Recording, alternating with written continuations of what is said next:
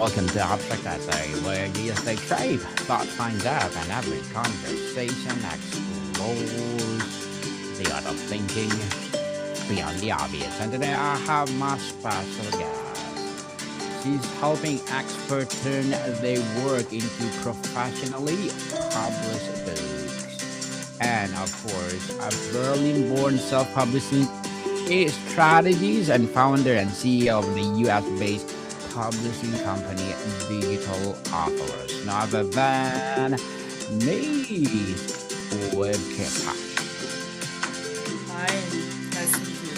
Thanks for Welcome, having me. yes, welcome, Miss Wiebke on Abstract Essay. And can you please introduce more about yourself that I missed? Yeah, so my name is Wiebke. I'm from Berlin, Germany, and I started my self-publishing career basically 2018 after, my master degree and after traveling the world. I just wanted to find something where I could make money online to keep traveling. So I just Googled how can I make money online and came to like an article and there said something about writing article, writing books. And so this is how I started. Just wrote a book.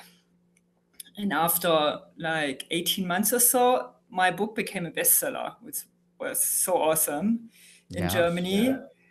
And this allowed me to just quit my day job and continue traveling and like go full into like writing and traveling.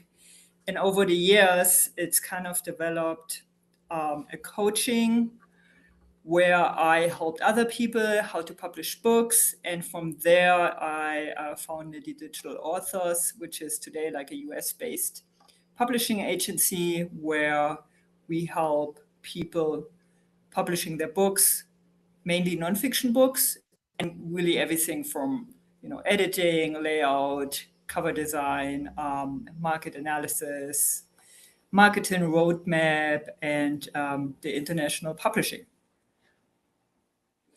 Yes, and thank you so much for sharing your knowledge and wisdom to the world, Ms. Webker. Thank you. And today, let's talk about why most nonfiction books fail in the market and how to avoid it. You mentioned most books fail. Is it primary cause of a bad book, or is it more about fundamental misunderstanding of what a modern nonfiction market actually is? I mean, it's kind of like a mix out of a lot of different things. First of all, it's really about the writing. Like if someone just wrote a book and really just upload the first draft and then publishing it, this, tends to fail because first of all, there might be a lot of like grammar mistakes and like the chapters not really making sense or it's too short or it's not really like addressing any people like the readers. So like the writing part is very crucial. So if you publishing a book, really make sure you spend some money in like editing, proofreading, and going over it a few times, just publishing the first draft. The second, it's like this is the most common failure I see in when people publishing a book is they're just publishing without understanding like what the market demands. So, for example, if you write like a book about, I don't know, how to fix something, how to fix a car. And then because it's your hobby and it's your passion, and you really believe other people would like benefit from this, but you don't do like any market analysis. So you don't see or you don't do any research on is there actually demand? Like, are people really interested in this subject? Are they looking for anything like this? There's so many tools online like Google keyword analysis and like SEO, also like on Amazon and Barnes and Nobles and everything. And people usually don't get an idea first what the market really demands and what people really buying, and they're just publishing, and then usually there is not enough like search results. People are not really interested in the subject, and this is actually the main reason I see books fail, because there's just not enough demand. Another very important point is cover and layout design, like especially the cover. Like in English, there's a saying, don't judge a book by its cover. But we all do, like if you go on Amazon or Yes. somewhere, and it's like you just see it's very cheaply made. So there's like no composition, there's no like design elements in it. You quickly can see if someone like put money into it or not. And then also it actually goes also a little bit deeper. It's not just, it looks nice and it's a nice design. Every book genre has like a different kind of design concept behind it. For example, especially like in a fiction market, also nonfiction, but there's like every genre and subgenre has kind of like different design elements, and you need to understand this, because if you have a cover and on your cover it shows clearly like design elements from, let's say, like the romance market or the romance niche, but you are publishing a self-help book, it doesn't sell, because people see like it's just like a genre confusion, and so you are actually addressing like the wrong target group, if this makes sense. So this is very, very common, like a common mistakes, that people just like either they hire someone very cheap or do it themselves, and then they don't understand the genre and the niche and everything behind it, and it's just kind of a genre confusion. And then lastly, or not really lastly, but a very important point is also the layout. I'm a little layout nerd, I would say. So if I open a book and I see it's like all over the place, there's no structure, like the page numbers are like, not correct, and like the margin is like confusing and all over the place, I actually can't read a book anymore. Like maybe it's because of my profession. I'm doing this since so long, but layout is very, very important, especially if it comes to ebooks. So if you like upload an ebook and then the formatting is off, so like reader actually can't read your book, because like on Kindle or whatever e-reader you have, it doesn't like showcast the book correctly. Yeah, and lastly, marketing.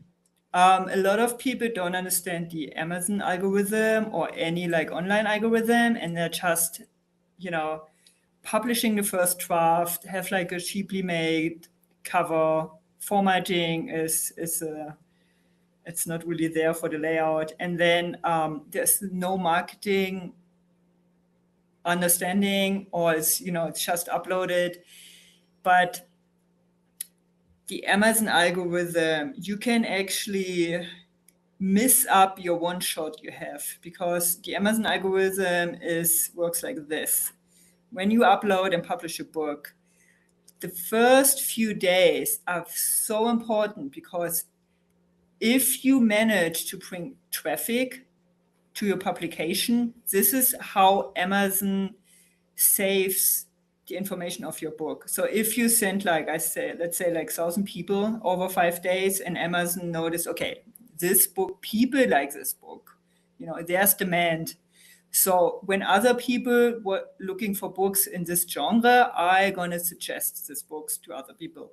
But if you just upload and then start doing marketing, and so the algorithm notice, okay, there's like zero traffic, and it's just and Amazon never showcased your book, because it really remembers the first few days. So there were zero traffic, and I'm not going to showcast the book anyway. It kind of makes sense.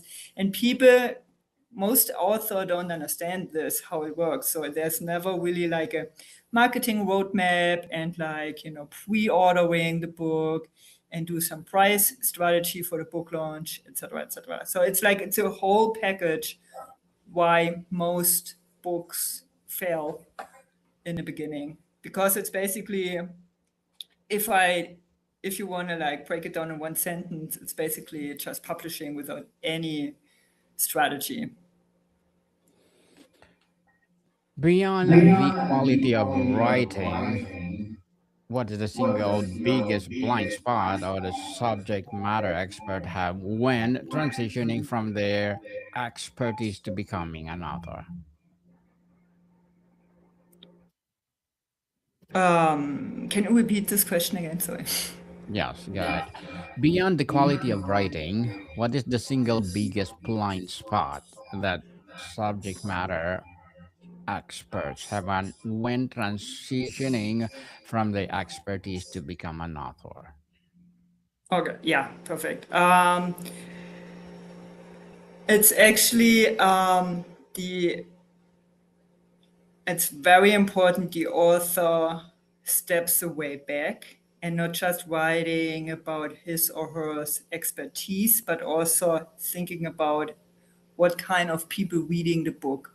Which message can I give the reader? What is important for the other, for my reader, for my audience? How can I help my audience to transform? What message do I have to help other people? And not just, okay, I know this, I just gonna write about like me and I have experiences in this. Really like formulate your book in a sense that help other people and not just, showcasting your own expertise, but also like break it down what other people can learn from it. Hmm. Typically learn from it. I think that's a good idea. Many authors start with a message they are passionate about. At what point and how must they pivot to start with a clearly defined market problem instead? Um, how can authors Pivot to start and a clearly defined market problem instead. yeah, this comes back to like a market research again, to understand, okay, what are people really looking for? Like, what are the issues I can help other people with? Like going online, there's like so many tools you can get like an idea and a sense of what people are looking for. I'm just thinking about Asked the Public. I don't know if you ever heard about this tool. It's a wonderful website, askthepublic.com, and you can just give in some keywords and then understand what people researching, and from there you can see, okay, what can I offer? How can I help people? And then go from there. Hmm. Interesting, interesting, Miss. Okay, so we hear you need a platform to sell a book, but for the first time author, is not book supposed to be the platform? How do you escape the chicken and the egg problem? Oh, that's a good question. Um, so ideally, to be independent from all the platforms, because using Amazon, Barnes and Nobles, etc. The main reason why I also want to use those platforms is traffic, right? Because then other Mm, people can find you, and then the algorithm helps you to showcase your work if you do it right in the beginning, like if you do your launch good. But to avoid using those major platform, you need to build up an audience. Like you need to go to, YouTube, build up your own audience, have like a huge social media following, and then basically you could technically sell your ebook on your website. But for like a print version, you really need some partners, like printing companies, to help you, like get a soft cover, hardcover, etc. But if you want to avoid all the major platforms, it's really about traffic and building up your own audience. Building up your audience, people, is very important so that you can sell your book. And how critical is choosing or even creating a precise and compelling book category on Amazon or in bookstore to books discoverability and perceived relevance?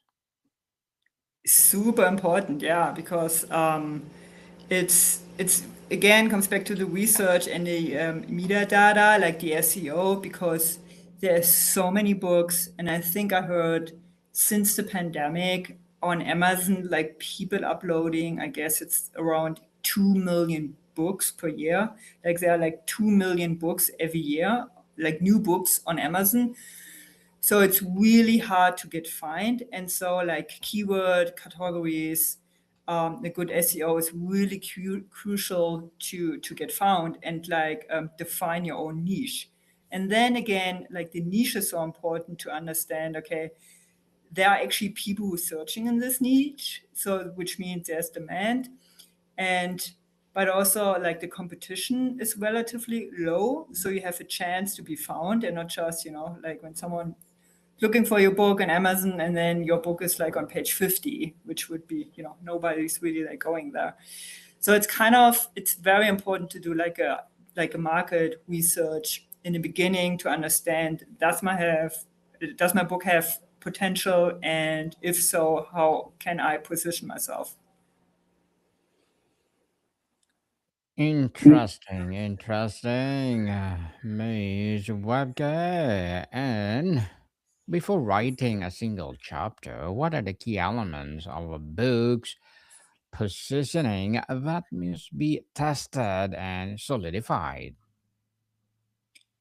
I would say, especially for nonfiction, have like a structure from your outline. Like have a structure from the book you want to write, and really know in the beginning where you want to end the book, because there's a really high risk. You just start writing, and you write and you write and you write, and then you start at point A, and you want to go to point B, but you don't have a clear structure, so you end up in point L, so it makes no sense. So in the beginning, line out all your chapters, like do like an outline professionally, and really like write it down from A, B, C, D, E, and follow your own strip.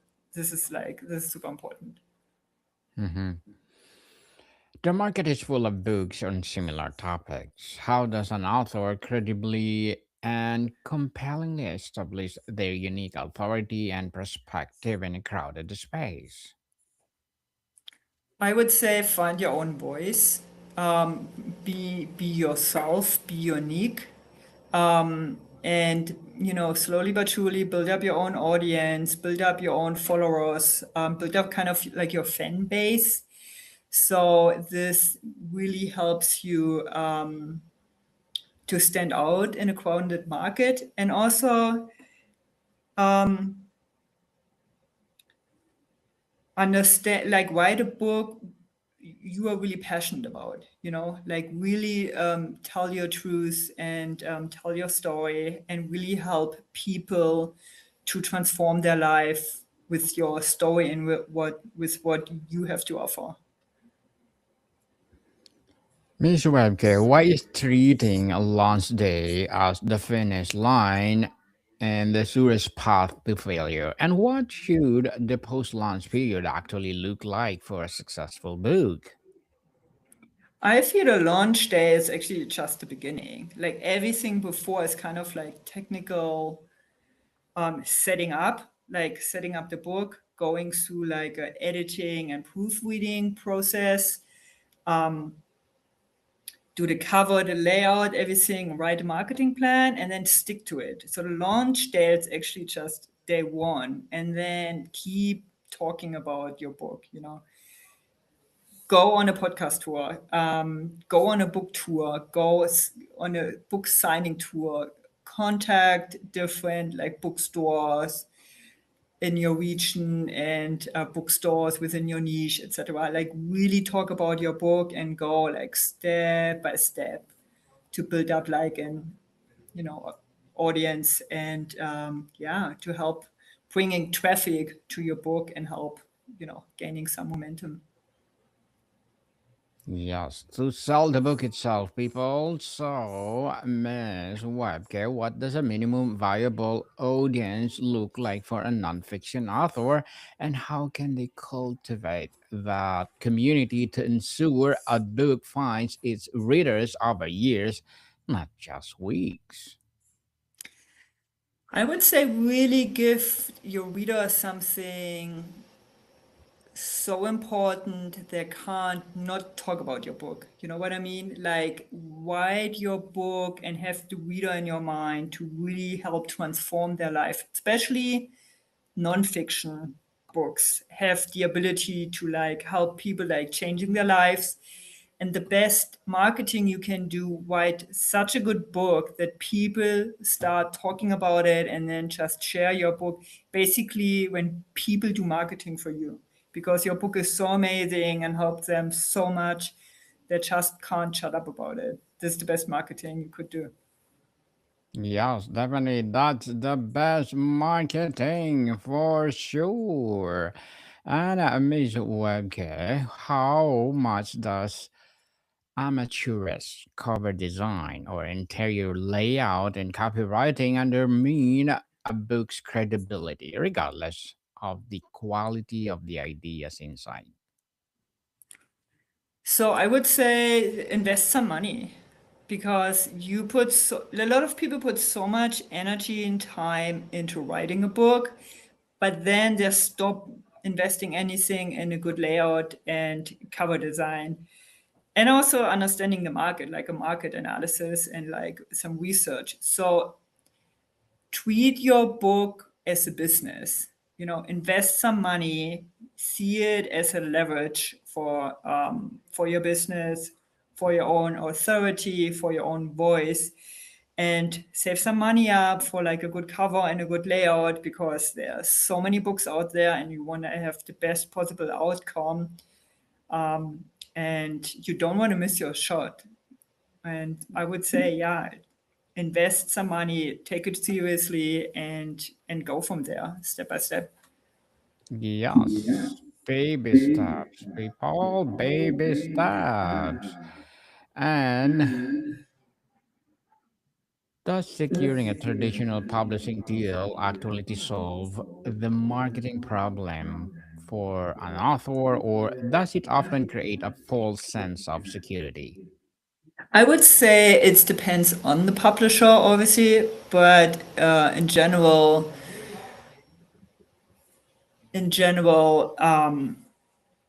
you need to do your marketing. Doesn't matter if you self-published or if you published through like a big publisher, you need to do your marketing. So, and I'm a big fan of self-publishing and do it yourself. And I would always go for self-publishing and build up my own audience and, and have all the control and all the margin and everything in my hand, then give it to someone else. But I also feel this depends on your personality because some people are built to build something up by their own, and some people just need more help, um, and feel more comfortable to going in a traditional route. And I feel like especially older folks appreciate more like the traditional publishing route because they're not so familiar with self-publishing, which is totally fine. However, if you have your own business and you do marketing, 24/7 anyway, why not just take your own publishing in your own hands and, hire some help like what I do, with like everything, providing everything professionally, and then just go from there and have it in your own hands. Yes, and Ms. Webke, before we wrap up our discussion for today, I'm inviting you to please do listen to my other podcast, people, my other podcast, because my abstract essay is already in sixth season, abstract poetry in its third season, and of course my book 101 review in sixth season as well. Comedy 101 in third season, and my food 101 in sixth season as well.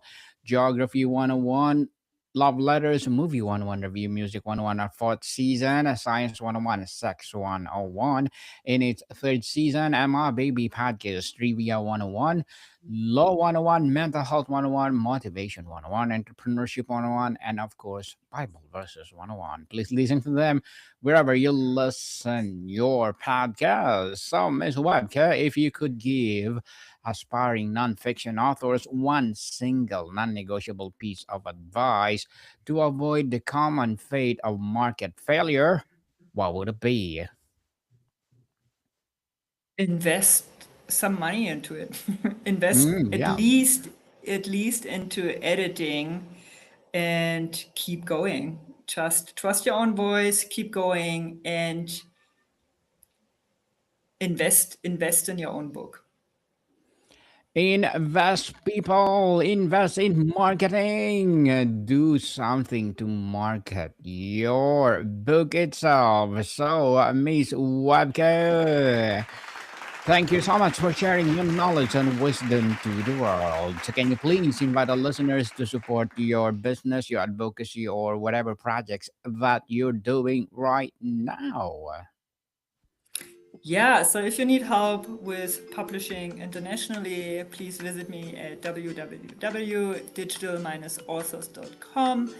If you're interested in a free market analysis, you can click the button at my website and book an appointment with me, and also follow me on LinkedIn. Thank you so much. Yes, people, let's support Miss Wiebke Tasch because if you support her, for sure, more and more empowering advocacy like this to rise. So, Miss Wiebke, thank you so much for your time. Thank you so much. Welcome, people. See you soon.